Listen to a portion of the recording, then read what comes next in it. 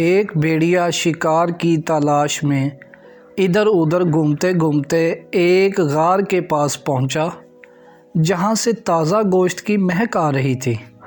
بھوک اور اوپر سے تازہ گوشت اس سے رہا نہ گیا اور وہ غار کے اندر چلا گیا۔ جب وہ غار میں پہنچا تو اس نے اپنے دوست چیتے کو بکری کھاتے ہوئے دیکھا تو حیرانی سے بولا، ارے تم کہاں غائب تھے؟ اتنے عرصے سے بڑے مزے آ رہے ہیں، اکیلے ہی پوری بکری کھا رہے ہو۔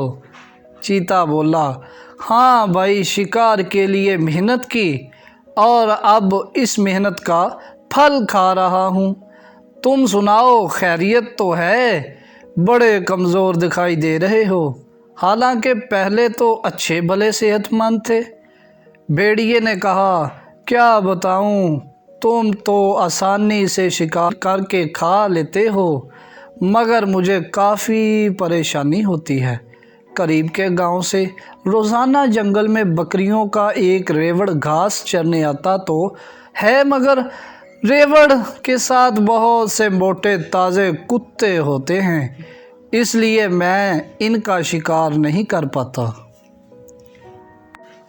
چیتے بھائی، تم مجھے کوئی آئیڈیا دو کہ میں کس طرح ان بکریوں کا شکار کر سکوں اور واپس پہلے جیسی صحت بنا سکوں۔ چیتے نے کہا، میرے ذہن میں ایک آئیڈیا ہے۔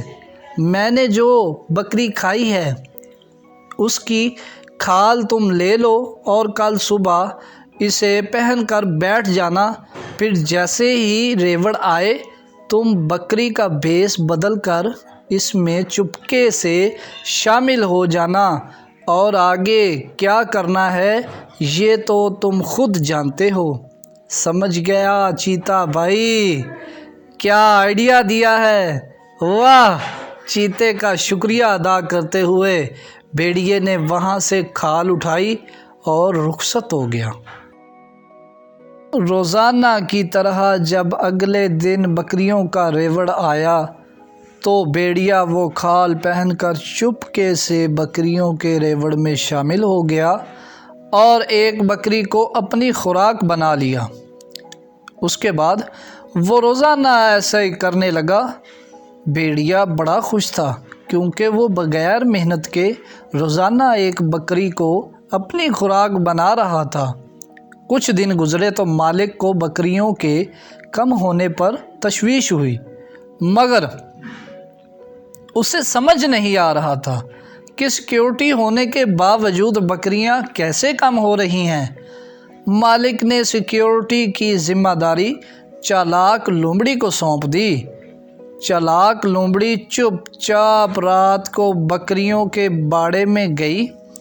جس وقت سب بکریاں آرام کر رہی تھیں، وہ دور سے بیٹھی ایک ایک بکری کو بغور دیکھ رہی تھی کہ اچانک اس کی نظر ایک بکری پر پڑی جو ایک آنکھ سے سو رہی تھی، اس طرح کہ ایک آنکھ کھلے دوسری بند کر دے اور دوسری کھلے تو پہلی آنکھ بند کر لے۔ اس نے یہ ساری بات مالک کو بتائی تو فوراً مالک کے ذہن میں خیال آیا کہ اس طرح تو بھیڑیا سوتا ہے۔ اس نے فوراً اپنے عملے کی مدد سے دھوکے باز بھیڑیے کو پکڑ لیا۔ جب دھوکے باز بھیڑیا پکڑا گیا تو بکریوں کے مالک نے اس کو مار مار کر ادموا کر دیا۔ تو دیکھا پیارے بچوں، جھوٹ بول کر دھوکا دے کر ہم عارضی طور پر تو کوئی خوشی حاصل کر سکتے ہیں، مگر یاد رکھیں کہ جھوٹ جلد یا کچھ دیر میں سامنے آ ہی جاتا ہے اور پھر آپ کے پاس پچھتاوے کے سوا کچھ نہیں بچتا۔ بھیڑیے کی اس کہانی سے سبق حاصل کریں اور پکا ارادہ کر لیں کہ کچھ بھی ہو جائے ہمیشہ سچ ہی بولنا ہے، کبھی کسی کو دھوکہ نہیں دینا۔ جی تو پیارے ناظرین، یہ کہانی آپ کو کیسی لگی؟ نیچے کمنٹ باکس میں اپنی رائے دیں، لائک کریں اور ہمارے کاف کہانی چینل کو سبسکرائب کریں۔